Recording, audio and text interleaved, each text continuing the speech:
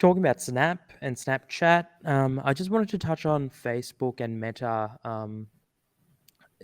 Once when they announced that the Meta refresh or the rebrand of the company, like Alphabet was to Google, um, it was quite fresh when we hopped on this episode. And over the last week, I've done a lot more research, listened to Mark Zuckerberg talking a lot more about their vision.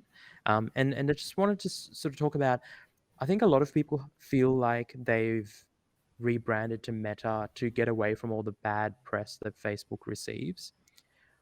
I personally disagree with that.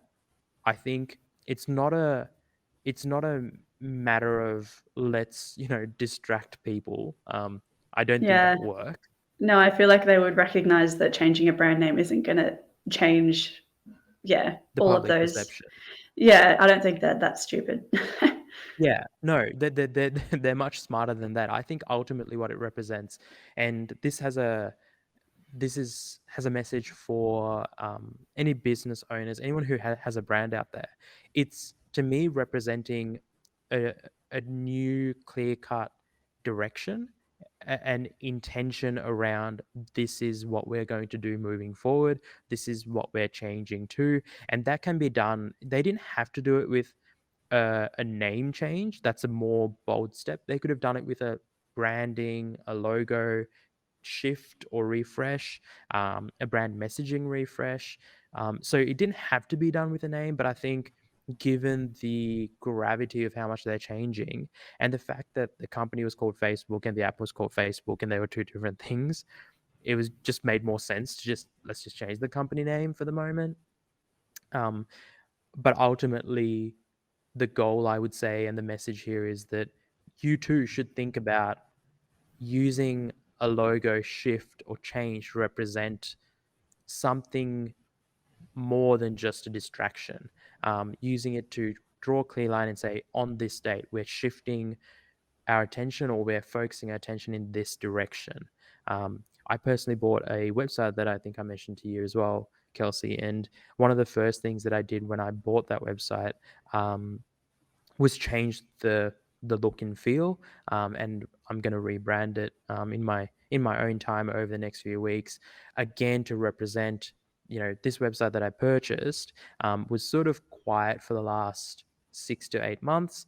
By purchasing it, I want to represent that, hey, this is a new chapter.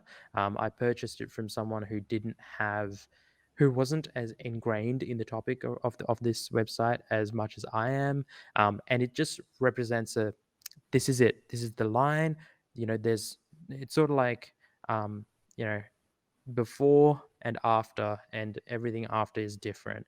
Um, One interesting thing that I've picked up with Facebook's Meta rebrand is that Mark Zuckerberg's talking a lot about the augmented reality, virtual reality side of things, which we touched on quite extensively. But he's also trying to take on the subscription commissions that companies like Apple are taking. It's been a topic for the last few years because Apple's had um, a lot of competition. People sort of taking them to court about it. And Mark Zuckerberg's like, it's just too much of a cut, and really sort of trying to hop on that bandwagon. But to me, it's a very old school tactic of essentially undercutting the competition. So, going, all these companies are fantastic, but let's go. We don't need 30%. We'll take a smaller cut, similar to what Hyundai and Kia did in the Australian market, where they went, you can have more warranty for less cost, and we'll just stick it to the incumbents until we get to a point where we've got enough market penetration that we are just going to be priced like everyone else, which is where Hyundai and Kia are now.